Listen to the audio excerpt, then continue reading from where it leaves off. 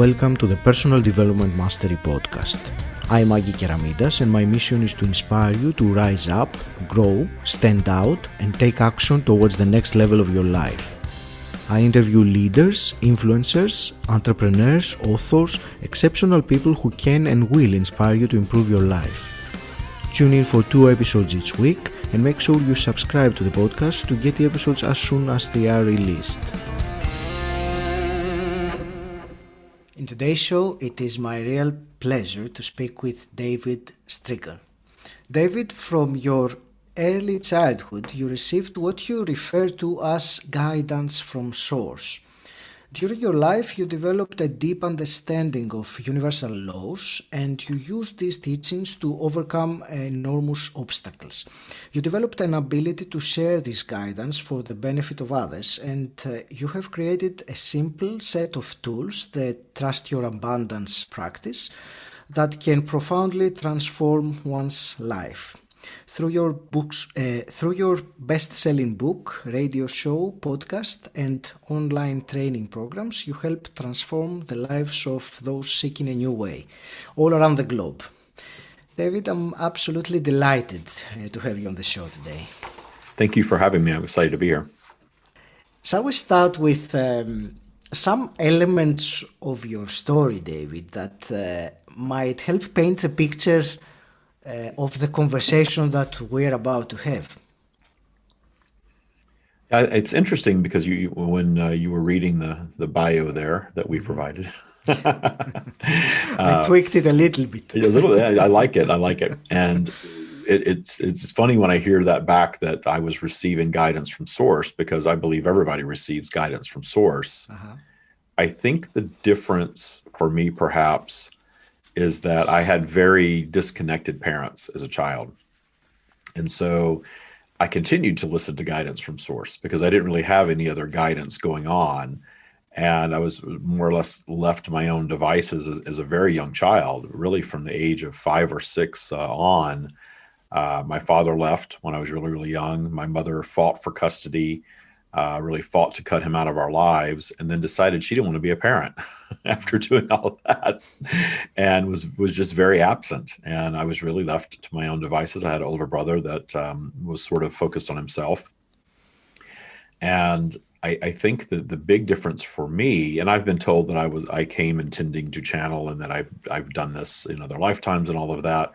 I don't focus so much on that as the fact that the path laid out for me perfectly to follow this guidance throughout my life, although I certainly placed a lot of egocentric obstacles in my path along the way. It's not like I've had this, mystic life my whole life where it was all that and nothing 3D. It was very 3D. It was very human, very egocentric, lots of flaws, lots of mistakes. But gosh, I'm 53 now, and looking back, and every flaw, every mistake, everything that I really messed up and got quote unquote wrong helped. And it was part of the magic of all of it, and part of what allowed me to create the practice for myself that I now teach to people all over the world that transforms lives. So if I hadn't have gotten parts of it really, really wrong, I wouldn't be in the position to teach that I'm in today. So all of the mistakes, all of the pain, all of the, I don't even call it trauma, but a lot of people would refer to it as trauma. All of that stuff was the magic of life. And I continue to embrace that moving forward. And embracing it makes the life experience so much more enjoyable. There was a phrase that you used there earlier on, that you placed those egocentric obstacles. So do you want to explain that a bit more? What do you mean by you placed them there? I've come to understand through the stream's teachings, and the stream is what I call source consciousness that I share for the benefit of others and myself.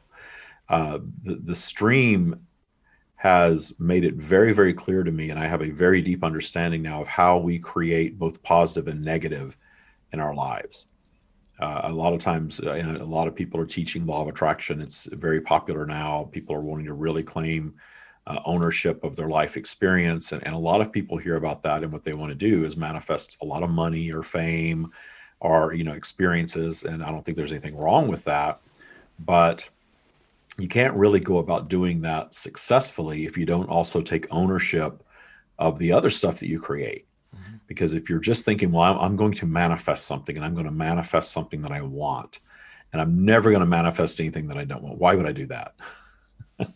Then you're really not fully grasping the process of creation or the purpose of the things that we consider negative.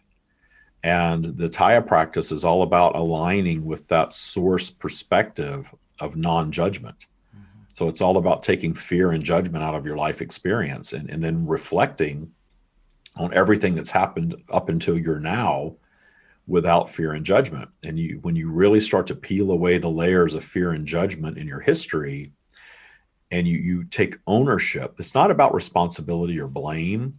It's simply ownership of, wow, I understand now that at 5 years old, prior to that even, I manifested into the path of parents who weren't really interested in parenting me. And there was an alignment there for a journey that my soul was seeking to have here on earth. And I ran across verbal and physical and sexual abuse and all that stuff as a child, as many people do. Nowadays, I'm thinking that most people do have those experiences that I talk to. And how those were manifestations, not because I was wanting them or deserving them or was paying up, some debt for something that I did in a past life. To me, that's so misunderstood in a lot of circles. And the deeper I've gone into the stream's teachings, the more understanding and ultimately even appreciation I have for all that stuff. And then when you appreciate your transgressors, your negative energy, the things that you hearken, back to that were painful at the time, or that you've carried this burden of victimhood with you throughout your life. What I find is people that do that, and we all do it on some level, you see that kind of show up again and again in your life until you clear that energy.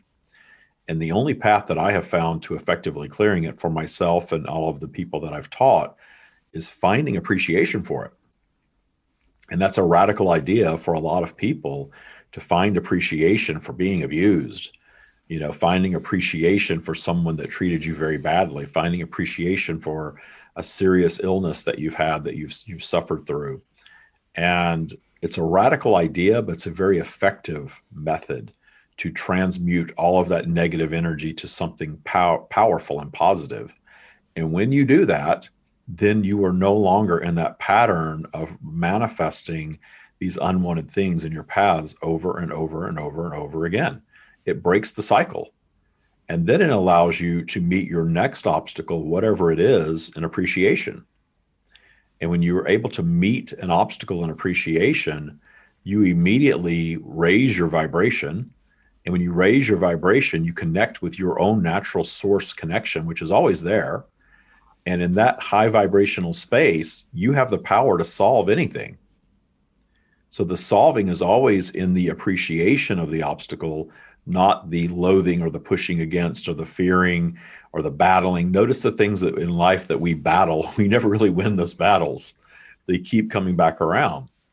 So the key to really changing anything, allowing anything that we consider negative to dissipate in our reality, is to make peace with it, find appreciation for it, understand how it came to be from a soul consciousness perspective, not so much our ego perspective, which is very much caught up in the lifetime that we're in, believing this is all that is, and there's nothing beyond this, and that death is the worst thing that can possibly happen to us. And, all of those belief systems that we create when we're singularly focused in our human experience.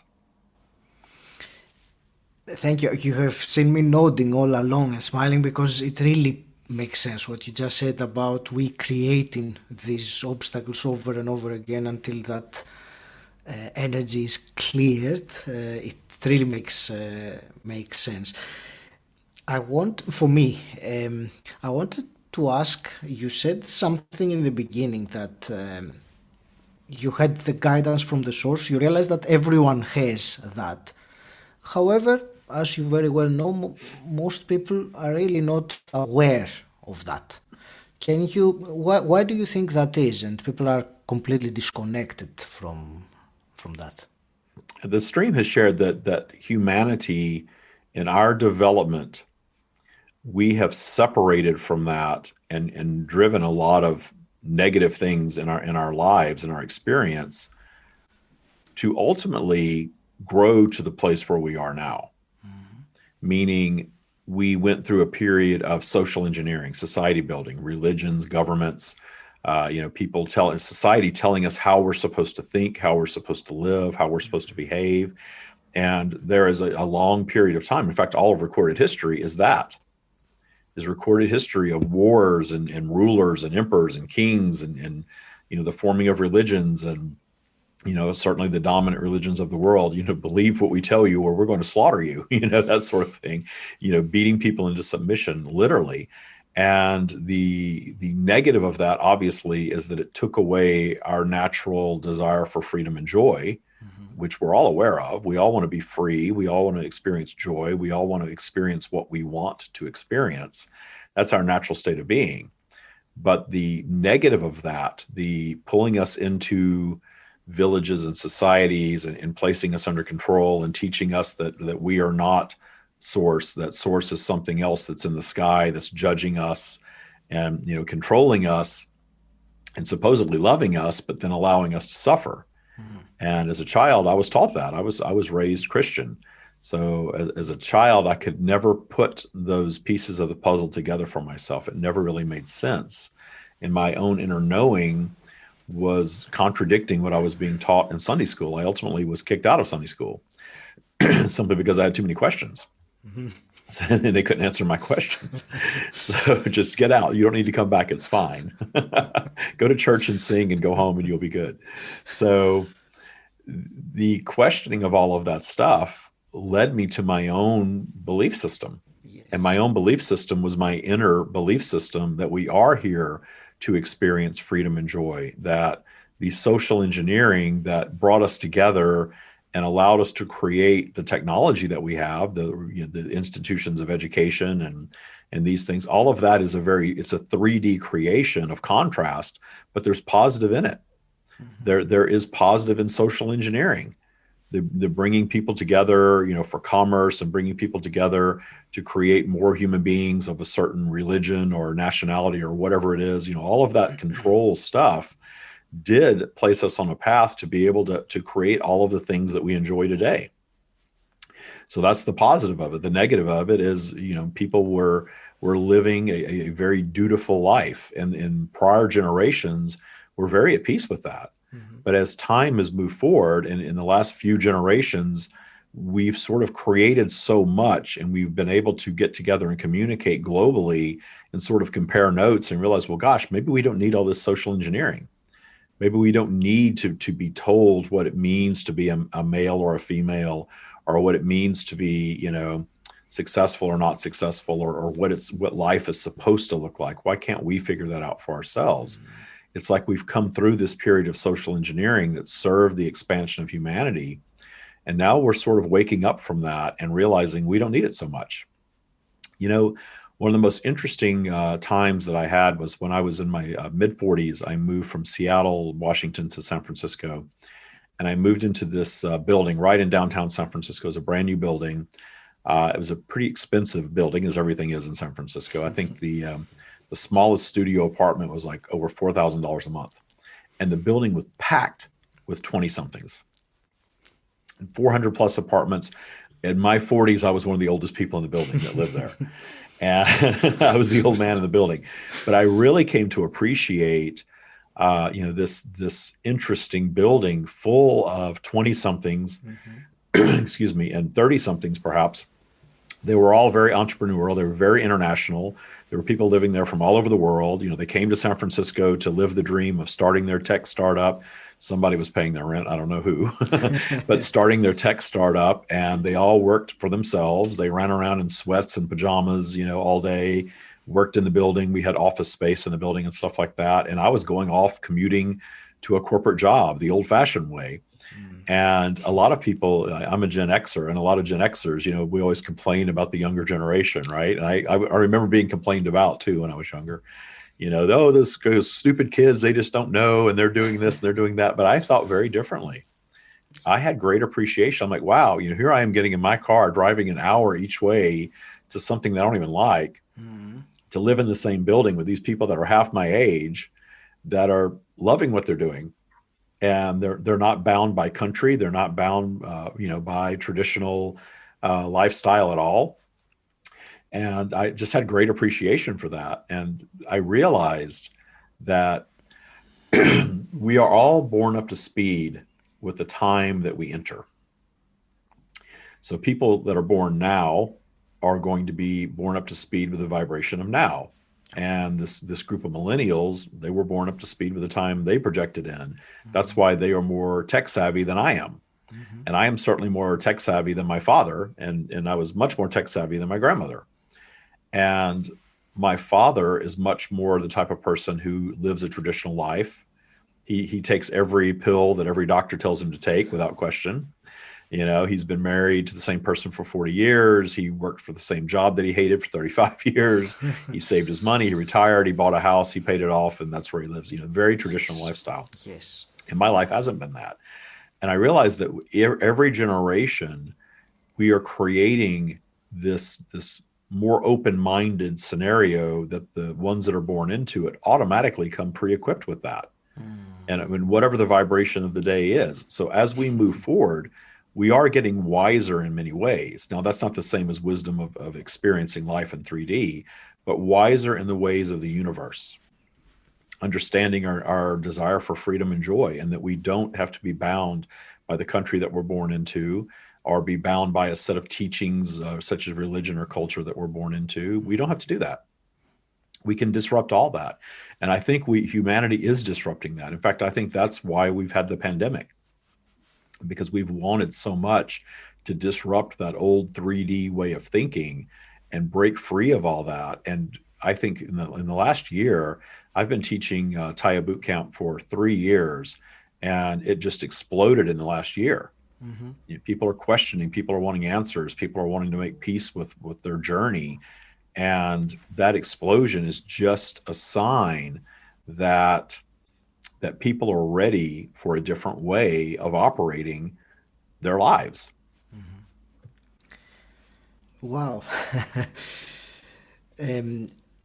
I will go back to something you said earlier on. It was very interesting about the religion and your Sunday school, that you were asking too many questions. Reminded me of that phrase that says that religion tells you what the truth is, whereas spirituality allows you to find your own truth, which is, I think it's a very accurate phrase, actually. I wanted to ask, what does spirituality, the term, mean to you, David? I think it's become a big tent. I definitely see people that claim spirituality, but then sort of fall back into some old religious patterns, rules. Okay.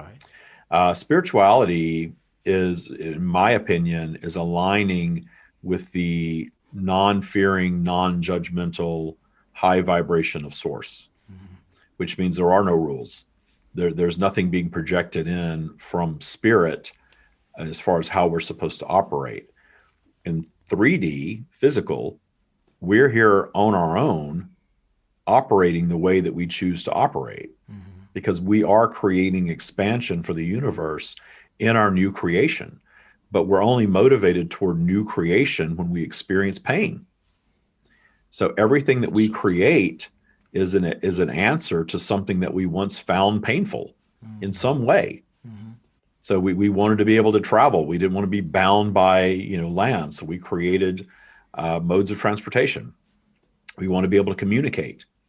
And thankfully, during this pandemic, we've had the ability to communicate via Zoom and things like this.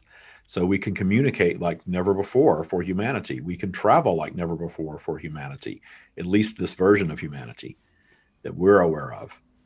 And in that ability to travel and communicate, we are coming together like never before, and coming to understand that there are 3D rules, human created rules, laws, religion, things like that. But universal law trumps all of that. Universal law is the universal process of creation. A lot of people refer to it as the law of attraction. That's part of it. But we also talk a lot about vibrational flow, because our vibration is not static. this energy that flows through our world and ultimately flows through us takes us on this journey sort of up and down this vibrational spiral, if you will, and we're all aware of it. So sometimes we're up and we're happy and we're trusting and we're believing and we're feeling good and we're confident about the future. And there are other times for no specific reason, perhaps, that we are less than that, or even further way down from that and down in despair and fear and all of that. And then we realize that we can shift our focus and sort of get a handle on that. That our focus very much impacts that, and certainly impacts the experiencing of it. Because I've moved into a phase in the 𝗁𝗗𝗄 practice now, because I've been practicing it for a while, that when I'm down the spiral, so to speak, down, it's not the way it used to be. It's not this time of, fearing and doubting and beating myself up and, oh God, life is terrible. I've transmuted all of that to just appreciation and trust.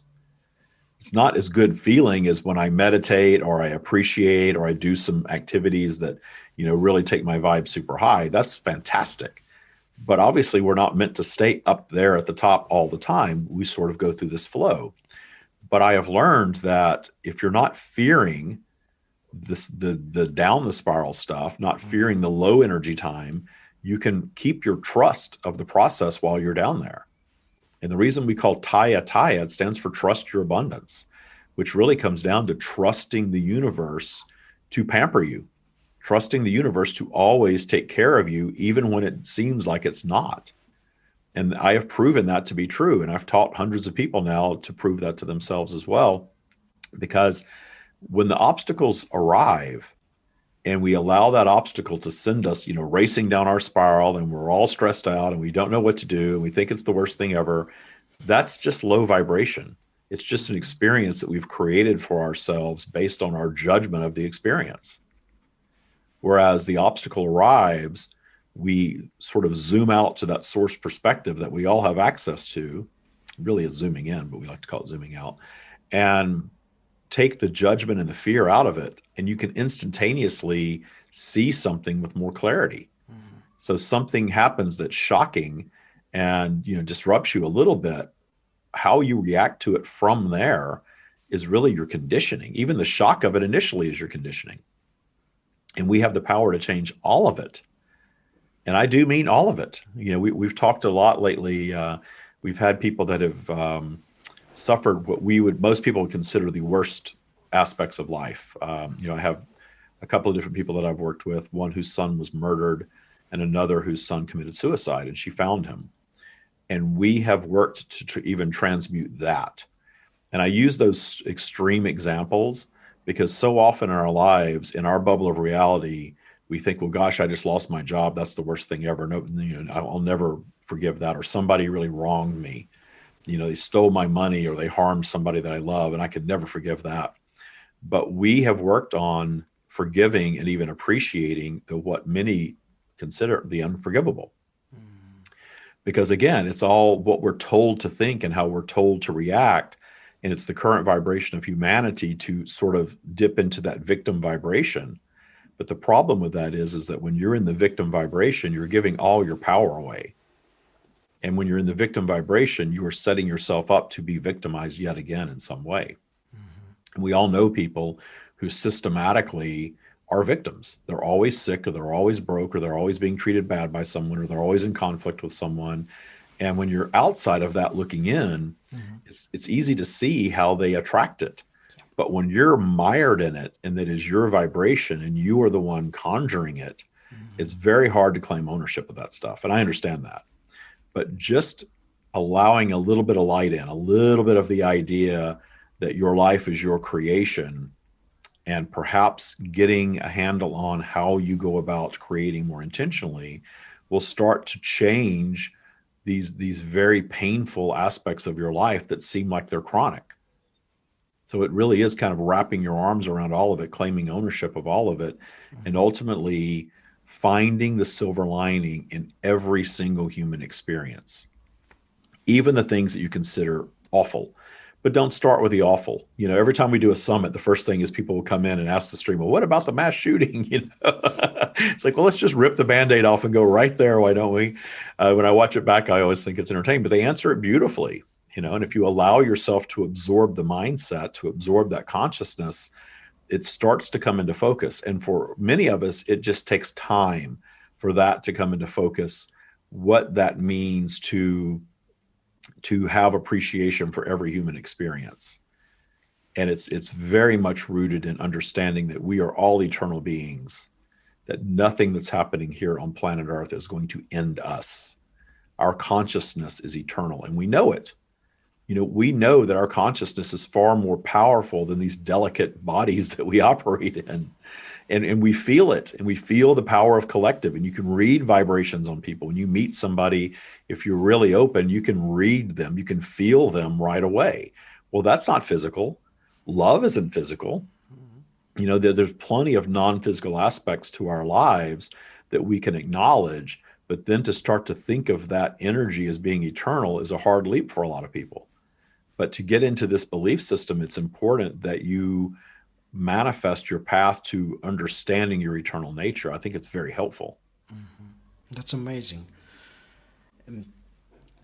David, I would like to ask you about the stream, actually, because you mentioned it a couple of times. And can you tell me, how do you mean it? And when you say that the knowledge has been shared to you by the stream with the guidance, can you just explain that in simple words for me to understand? Certainly. I recall very early, I used to talk about 1982, remember really understanding the law of attraction. Mm-hmm. But really prior to that, I remember around age 5 or 6, my parents were sort of lower middle class. We lived in this sort of blue collar suburb outside of Houston, Texas. And this friend of theirs came over, and she had just gotten this new car. It was a really fancy car at the time. It was a Lincoln, which back then was a really fancy, luxury car. I guess it still is. And it was the nicest car I'd ever seen. And ever since then, I have been a car fanatic. I love cars. I think they're beautiful and fascinating. But I remember looking at this car, and it had all these shiny buttons, and it had a sunroof. I'd never seen that before. And she was so proud of it. And it was just such a cool thing to see and smell. And it was just great. And she drove away. And then my parents started saying negative things about her. What did she do to get that? All that sort of stuff that people do, and they're judging other people, right? Mm-hmm. And then they said something to the effect of, we'll never have anything like that. And I remember distinctly, and my father left when I was 6, so this had to be even a little prior to that, thinking, you can have anything that you want. What are you talking about? You can have that. Anybody can have that. So that's the first little thing that sort of set me on my path. And then my father left, my parents got divorced. Our financial situation went from not great to bad. And I was raised in a single parent minimum wage household. My father went on and married somebody else, had a whole other family who had money. He didn't really do a lot for us. My mother worked for minimum wage, and that's what we lived on. Mm-hmm. So the experience growing up was very poor. And my mother really didn't have interest in having children. So she was physically and verbally abusive toward me. But there was something in me that felt worthiness and felt that even though my mother told me that I was useless and worthless and she never wanted me, even to the point when I was a teenager, she told me to kill myself, that there was something in me that said, no, don't listen to that. This is her. It's not, it was that inner voice. And we all have that. Mm-hmm. But that inner voice, the more she pushed, the more that inner voice sort of emerged. Until I was 14 years old in 1982, I remember telling my older brother that I had created this thing. I thought it was my creation, my ego, that if you believe that you are something, you will become that thing. Mm-hmm. And if you believe that you have something, you will have that thing. And I just knew that it was true. And I thought I created it. And my brother thought I was nuts, told me to read my Bible. He's very religious to this day.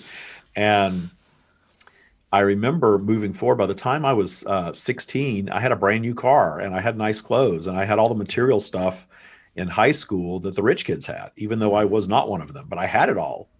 And to this day, I can't really, it's interesting how it all came to be, but, it's just magically was just brought to me. So I lived like that.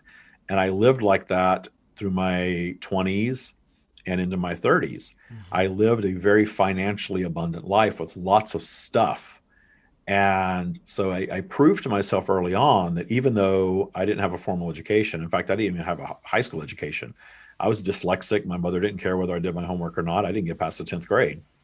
I went and took a GED when it was time for me to graduate, and never had any other higher education after that. But I was very curious, and I taught myself. I felt worthy. I knew that I could be abundant in my life, and I was. I was a corporate executive. I earned lots of money. I lived in a beautiful house, had all the nice things you're supposed to have in this life. And then I got into my early 40s and realized that I had really only singularly focused on the financial well-being part of what was being offered to me. I didn't want to hear about making peace. I didn't want to hear about loving myself. I didn't want to hear about my mother, understanding my mother on a higher level, even though she had stopped speaking to me in my early 20s. I never spoke to her again for the last 20 years of her life. And I really doubled down on the financial and material aspect of it until my life got so uncomfortable that I realized that, gosh, I have all the stuff. I'm still not happy. What's wrong? Yes. I've got the big house and the fancy refrigerator and the nice cars and, the beautiful furniture and the clothes and all the things. And still, it's nice, but I'm really not happy with myself. And that's when I really started listening to it. And I really went deeper in understanding. And I started meditating for the first time. I'd never really meditated. I spent time in silence, which is the same thing, but I never sat down and intentionally meditated. And when I did that, I had what a lot of people call a Kundalini awakening. This energy erupted at the base of my spine. And it may have been the first time I meditated. It was definitely toward the beginning of it. But I remember the day and the experience very clearly, because it was like, sort of, holy crap, what's going on with me? This energy just emerged. And to this day, I still feel electrified. I feel it in my face. I feel it in my fingertips. I feel it in the tips of my toes. My knees are big receptors for some reason of source energy. And it's just a reaction that my body has to allowing that source connection to really wake up within me. And from that day forward, I started listening to all of it. And that's when I realized that I needed to find appreciation for all that stuff that brought me to that place. And when I started doing that, it was essentially what I now call detuning. Detuning my father, detuning my mother, detuning my childhood transgressors. At that point, I weighed about 300 pounds. I was addicted to Oxycontin. I had chronic back pain. I was in a bad relationship. I made a whole lot of money, but I was in a job that I hated. And I needed to unwind all that stuff. And so I spent the next 10 years unwinding all of those things. And toward the end of that period, I quit my job. That was sort of the last frontier for me to give up my fancy title, that I wasn't supposed to have with my lack of education, yet I had it, to give up the fancy title and the salary and walk away with no plan. I had the Stream of David podcast. I started that in 2017. And I published my first book, The Stream, in 2018. And I didn't have a plan. But my intention was to teach people this practice, because I realized a lot of people are out there teaching law of attraction. And when I would hear those teachings, they rang true to me. But I felt like these teachings aren't going deep enough. At least they weren't deep enough for me. I wanted to teach people that, hey, I've been there. I've manifested the money and the stuff, and it's great. And I still love it. But it's not everything.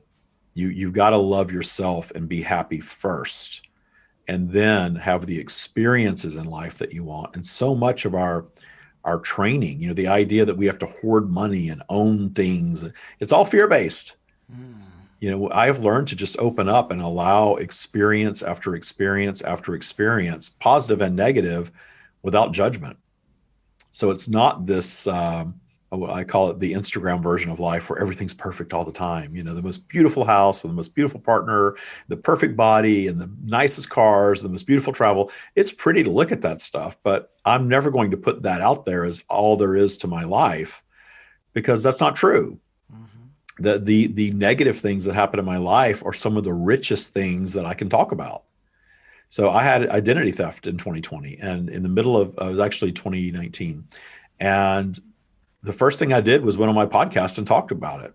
How these people systematically took over my phone and my bank accounts and my email. They just took over everything at once. And I was helpless, because if you don't have access to your cell phone, you don't have anything. because you can't get back into your bank account. Nobody knows who you are. Nobody believes who you are. So it was so brilliant.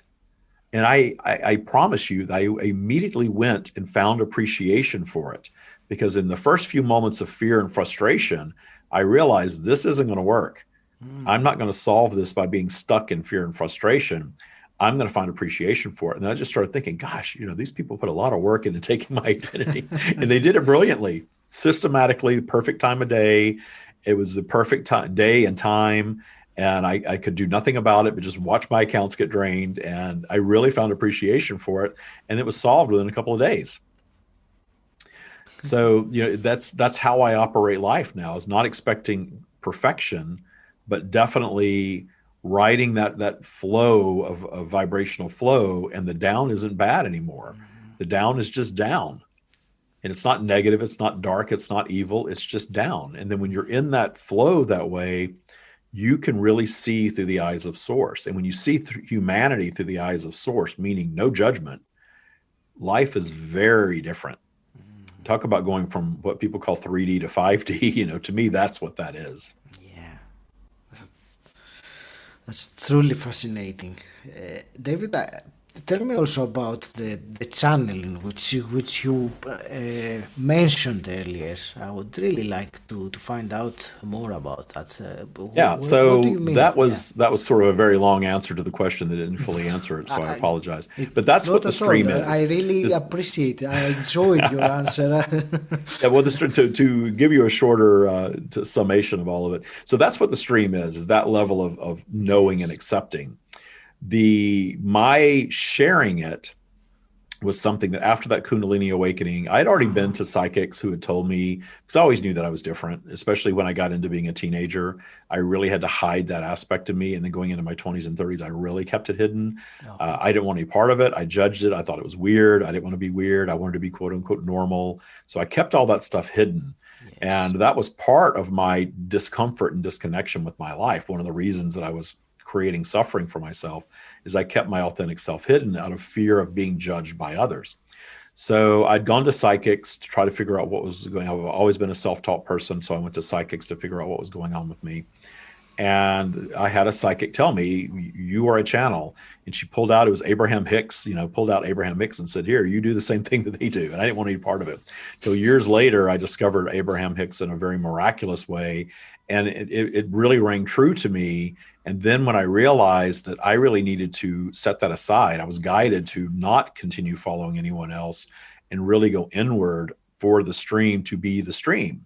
Because Abraham's message is perfect. We don't need another Abraham. We don't, there's not going to be a carbon copy of any teacher, because every teacher has their own value and their own set of teachings that work for their audience, for their alignment, right? So I have shut all that off so that I allowed the stream to be its own thing. And that's what I started sharing on my podcast in 2017. But before I could do that, I didn't have this, the miraculous experience for me was the Kundalini awakening in 2010. After that, as I came to terms with what channeling meant, that this inner knowing was something that was external from me, but part of me too, that I could share that for the benefit of other people. I was very inspired by Esther's sharing of Abraham. She made it seem not so weird. All the others seemed kind of scary to me. She made it seem not weird. So I thanked her in my first book for that. And we actually have a mutual friend. I have not met her, but we have a mutual friend that we both talk to periodically. So the channeling was something that I taught myself to do, because the knowing was automatic. It was already there. But getting into the mode of speaking it was something that I taught myself to do for a little while. And then it just sort of took off. And once I started the podcast in the beginning, it was very forced. Those original podcasts are still out there.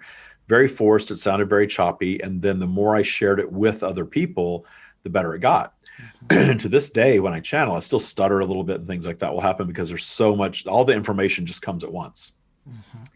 And my consciousness, my human awareness, I'm present, but it's like I'm stepping back and allowing something else to speak through me. And some people call that trance channeling. I don't really know what it's called. I just know how to do it. And I'm aware of it in the moment, though when I'm finished channeling, I have very little recollection of what was shared. So my memory of it is spotty. Sometimes some of it will come back to me later. Some of it at the very end, I might remember a little bit, but a lot of it I don't remember while I'm doing it. And then I'll go back and watch it. And the way that I have confirmation that it's not just part of me is that the information is so deep and so profound, makes so much sense once you hear it, and is way beyond my intellect. So they say they use my intellect and vocabulary. Obviously, I need to understand what we're talking about to be able to have that type of conversation. But they say things that make sense to me that I would have never thought of. I would have never thought of these things that they teach the way that they teach them. But once you hear it and accept it, it really makes sense. It's the most logical thing I've ever heard about the nature of humanity and good and evil and our purpose in life and all of that stuff. They answer all those questions. That's fascinating. Do you have any kind of control over which kind of information you will receive? What I'm trying to say is that can you pose a question and await for some answer, or is it completely up? Yeah, there's a couple of ways that I can get into a conversation mode. And what I have to do in my mind is for it to make sense, because when I'm speaking it and it's just downloading, it's a lot easier to just do that. Yes. When I'm by myself, I actually create this mental picture of sitting around a round table, and I actually create characters. I know this sounds crazy. I've never told anybody this before. I create characters around this round table, and they don't really have faces, because the stream is not dead people. The stream is source consciousness, original thought, and we're all part of it. I create characters in my mind. I can create visuals in my mind very easily. So I create this sort of round table in this dark room that feels very sacred. And I can have a conversation with them, and it feels like I'm in a room, like I'm on one side of the table and there's, this group of people, but it's way beyond that. And I get that. But for me, that helps me get into conversation mode. But I also have a little thing that's developed over the past few years. I used to use a pendulum. And a pendulum, of course, is reading your vibration. And anybody can experiment with a pendulum and find out what their yes is and their no. It's a really cool thing. If you haven't tried it, it's sort of a training wheel type thing, right? I haven't. Pendulums are cool. You can ask it, get into high vibration first. You don't ever want to use a pendulum until your vibe is really high. And then just ask it to show you yes, and ask it to show you no, and ask some questions that you already know the answer to. And it's reading your vibration. But when you're in that high vibrational state, that's also reading source. So it's a cool training tool that anybody can use. I haven't talked about this in a long time either, so it's good that you brought me down this path. But I can get yes and no in my body physically now. So unless I'm really down my spiral and I don't have access to the stream, to source, because I'm cutting myself off from it, I can ask a question in a moment and get a feeling yes on the left side of my body and a feeling no on the right side of my body. So as long as my vibe is in check, I know that's good information. If my vibe is not in check, that can be detrimental information. And that's a whole other topic that we can get into. But it's because you're cut off from your source connection and you're getting vibes from ego and probably mixed with some other energy that you really don't want to listen to. Thank you. And what fascinates me even more than what you just said is you were telling me earlier on, before we started recording, that you can easily or fairly easily get into that mode, or that other, you called it a different version of, another version of David. Is this something that you would like to demonstrate in the Sure. podcast for me and the listener? Certainly. So what we'll do, try to get a sip of water. So what we can do, I always invite everybody to do a little meditation with me. I bring them in, and even your listeners that are listening to this in the future can do this little quick meditation. And it simply is taking a few deep breaths through your nose, relaxing yourself, quieting your mind as much as you can. Don't beat yourself up if you can't completely quiet your mind. It's okay. And set an intention to have an amazing interaction with the stream. And that's all you really need to do is be very general and just having a very positive experience, and then you will bring that in.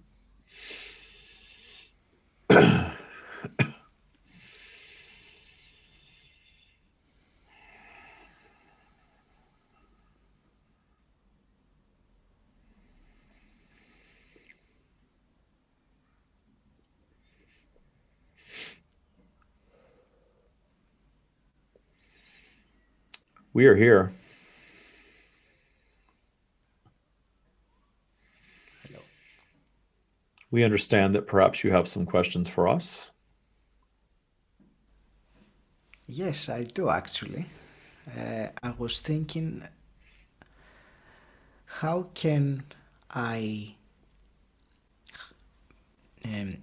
be able to spread this message to much more people that it has been going so far? We guide you first to understand that the idea of quantity is a very 3D, if you will, a very egocentric idea. The quantity of people that are finding your message ultimately is not nearly as important as, we will not use the term quality because that sounds judgmental, but the alignment of the people that are finding your message, the ones who are ready for what you have to offer.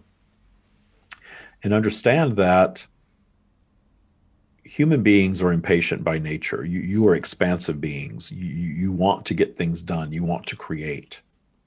And in your dipping into ego and allowing your ego to get out of balance with your eternal consciousness, your version of this, that drives you to become impatient.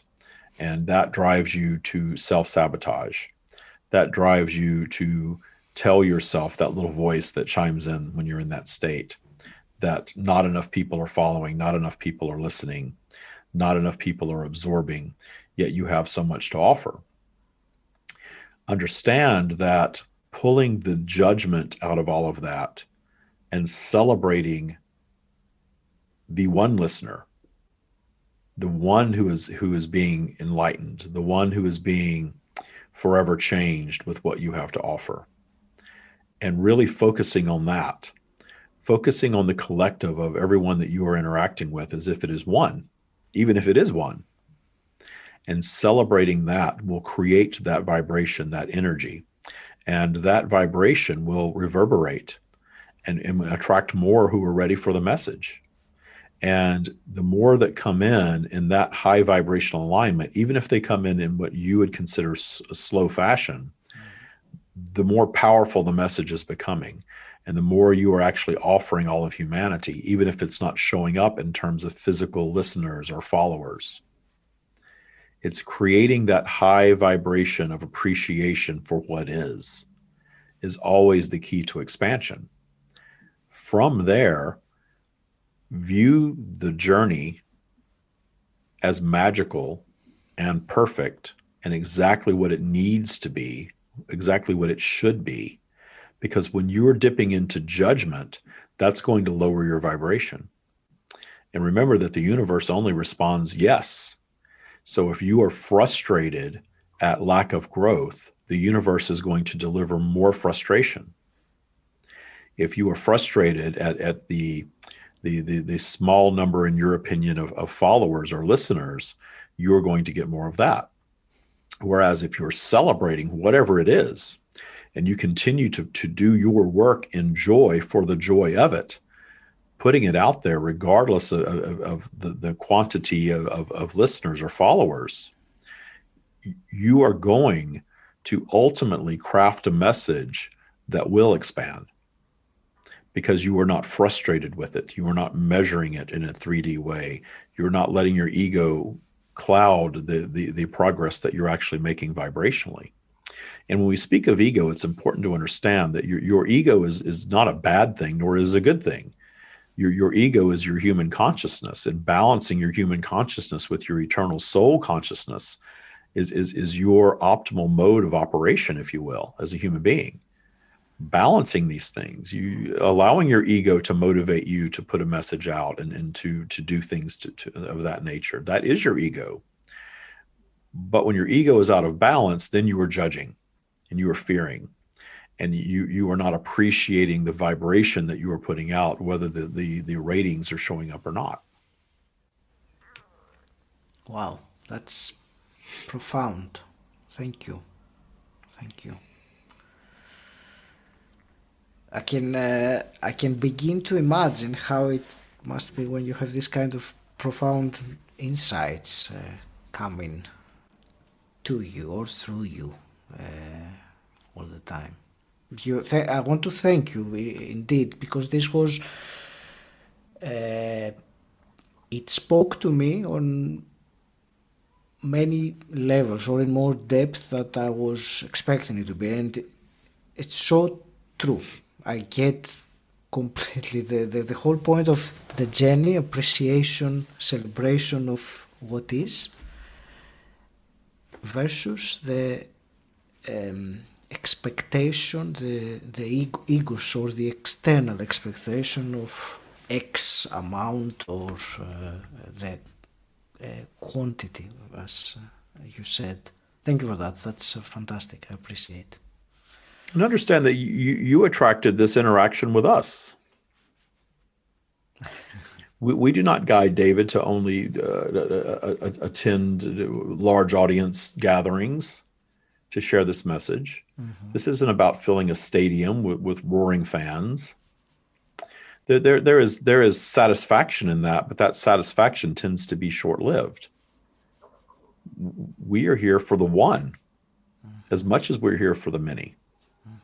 And this message is landing in perfection to exactly the ones who are ready to hear it. And that includes you. You attracted it. I certainly have.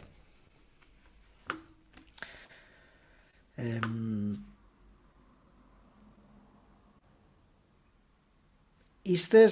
I will take the opportunity then and ask one more question, if I may. And as general and broad as it might sound, what would be a great next step?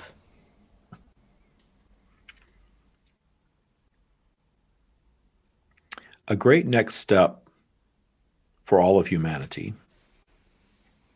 and this includes you, is to embrace the idea that there is no real suffering in your world, that all suffering is created in the judgment of the experience, that everything that you encounter in your 3D world, meaning in your physical vehicle, your body, every part of it is an experience, a physical experience that you as an eternal being very much wanted to come to a physical environment to have. All of it, including the things that you may judge as painful, as evil, as a setback, as not enough. All of the judgment around all of those experiences actually hold you away from the joy and expansion of the experience. As David shared before we came in fully, we were around, the human experience of pain and suffering and even separation from the death experience, you have all been programmed in 3D to believe that that is bad. Yet it's something that you all experience. So if you are projecting in and you are moving through a life journey and you all experience suffering, you all experience an ebb and flow of energy and what you consider abundance, and you all ultimately experience the separation from the experience and that which you call death, how could any of that be bad? It is only bad because you are taught to focus solely in your ego. You were taught to focus solely in what you call 3D. And this is an easy thing to absorb because your ego consciousness, your humanness, serves to overshadow the eternal wisdom that is available to you, so that you can have this life experience and experience pain and be motivated through that pain to create something new in the form of a solution, and ultimately expand your being and contribute to the expansion of the entire universe and expanding your being by creating the solution. All new creation is expansion. So any creation, even if it's simply focusing on something in a higher vibrational perspective, that little bit of shift of emotion as a reaction to something that you've created for yourselves, that is new creation. That is as much new creation as the creation of a new airplane or a new village or a new world even. It is all new creation that springs forth from the idea of need. But that is a 3D idea. And we are here to tell you that humanity is ready to step into a new operating system where you no longer judge the things that you used to judge as negative or awful or evil or bad. And that will be the key to the solving of them. The things that you push against in your world stick around, and you know that. You notice these things, these unwanted things that come back again and again and again and again, yet there's a never-ending battle. But there is control and even commerce in the battle. So the battle will rage on until humanity learns to stop fearing. When humanity learns to stop fearing, you will shift focus and move into a much higher gear. In fact, you're already doing that. That is that little bit of shift in focus of the mass consciousness created what you call your pandemic, and created this sort of rewriting of how you were operating your lives. But only focusing on the fear aspect of it, the negative aspect of it, will prolong the experience of it. But there are more positives that can be taken from what you call your pandemic than negatives. But if you turn your news on and pay attention to that, you're going to mire yourselves in the negatives. And we are not guiding you away from necessarily watching your news. We are guiding you to watch your news with the eyes wide open. Understanding what is being offered and understanding that even though it's being offered, you do not have to absorb it in the way that you are being told to absorb it. You can step back and you can discern from a higher vantage point what you want to include in your opinion of reality, because your opinion of reality is your reality. It creates your reality. Notice that you can shift focus. You can all do this. You can all go back to an experience that you had when you were younger, and maybe not one that you consider particularly traumatic as a first attempt, but go back to an experience and view it from a different angle. View it with forgiveness. View it from a more benevolent angle. Take yourself out of the victim role, perhaps, and rewrite that story. It still happened, but it happened in a very different way. It happened perhaps for you rather than to you. And when you rewrite that little piece of history, you change the vibration of it. And when you raise the vibration, meaning more clarity, less judgment, less fear on any topic, you raise the vibration around it. If you do that systematically in your lives, all the way back to as far as you can remember, and perhaps even before that, you start raising your default vibration. You get lighter. You become more joyful. And in your allowing of more joy, you receive more clarity. Things make sense to you the way they have perhaps never made sense before. And you then, as long as you don't allow yourselves to dip into the judgment of where you are on your path against the number of years that you've been on it, as many of you tend to do, don't slip up and do that, then you will gain great clarity on everything that's occurred and ultimately find appreciation for it. Then suddenly you're flying high. Then suddenly you are up enjoying clarity much of the time, not all of the time, but much of the time. And when you find yourselves enjoying clarity and no longer needing the 3D trappings of abundance, that is where your true abundance flows, including the material things of your world. There's nothing wrong with the material things, and there's nothing wrong with your wanting to experience them. Just don't expect them to ever cover up or make up for the lack of joy and clarity. because they never will.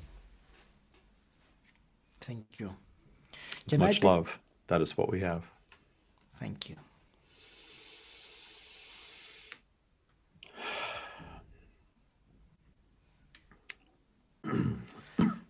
Thank you, David.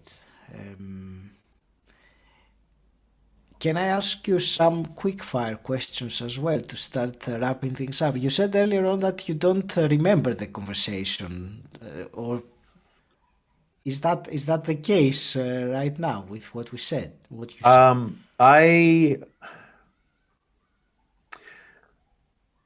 I remember some of the things. I don't remember much of it. No, I remember at the end they were sort of popping out, and you were, I think, asking another question. I wasn't aware of that. But I think the intention was set that you would ask the final question, and they didn't give you an opportunity to ask a follow-up. But there's a reason behind that. We'll figure out at some point. Sure. That's I'm absolutely fine with that. I would like to ask you some quick-fire questions as well, Sure. David, which I always ask my guests. And the first one I start with is, what does personal development mean to you? Getting clearer and clearer and clearer on your purpose in your life. Because as long as we have a purpose, as long as we're expansive, right? So as long as we are expanding and moving towards something in purpose, we have that life force flowing through us, and we're unstoppable when we have that flowing. And if you could go back in time and meet your 18-year-old self, what would you tell him? I wouldn't want to tell him anything, because all the things that manifested beyond that ended up being perfect for me. So I would say, hey, stay on the path that you're on. It's going to work out just fine. In 20 years or so. That is the thing. And there was something that was said during the channeling earlier, and that was the word impatience, and I got that very well. I understood that very well. Oh, I'm very impatient. I have to really, I still catch in my business dealings. I can be very impatient. Yeah, it's just thinking about it. Impatience and enjoying the journey are not on the same side of. Right, you got to really balance it. I'm a type A, so I want to do a million things at once and have it all work, and have all that going on. And yes. But yeah, you have to balance it, or it will take you out for sure, take you down. Let's say you had a magic wand and you could change something in the world today. What would you change? I don't think I would change anything from the perspective of everything's happening in perfection and all of the unwanted things that we encounter. The ego side of me would love to say, I would just wish everybody would get this. I wish everybody would understand that feeling like a victim keeps you a victim, and you all have power to be and do and have anything that you want. That's the ego side of me, though. So in my balance side, it's like, no, you got to stand in appreciation of the journey of all beings, regardless of how you want to operate your life. Our judgment of the experience of others holds us away from joy and doesn't offer them much of anything. Thank you. David, emerging from this conversation we had today, if you were to give to the listener one actionable item they can start implementing straight away, what would you tell them?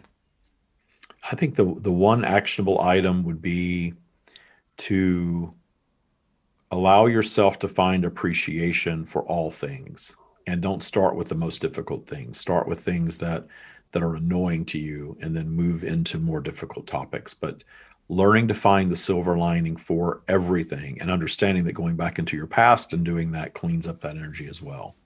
And that's a lot easier to do it moving forward. Awesome. Can you share with us how can people connect with you and find out more about this truly fascinating work that you do? Sure. Well, we are the streamofdavid.com, and the Stream of David across just about all social media. You can find the Stream of David. And then we also have a Facebook group called the Taya Practice, TYA.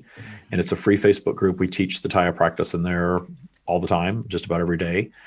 So the Taya Practice, TYA, stands for Trust Your Abundance. So join the group, go to the website. We have lots of free stuff, podcasts, downloads of ebooks, even guided meditations and things like that.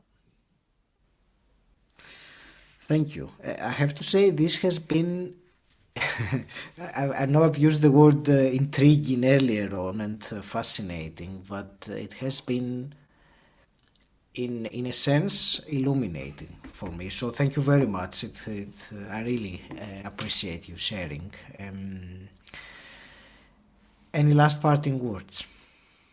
I just appreciate the opportunity. I really, your energy is fantastic. I love how open you are to all of this. It's like there's a synergy going on between you and the stream that you're very aware of, and so am I. So it's just a fantastic interaction. Thank you for listening. If you enjoyed this podcast, please subscribe and rate it on Apple Podcasts. And also share this episode with someone who you think will benefit from it. If you want to find out more about what I do and gain access to exclusive content, join my Facebook group Personal Development Mastery. The link is in the show notes, or you can simply type bit.ly/PDM group. And until next time, stand out, don't fit in.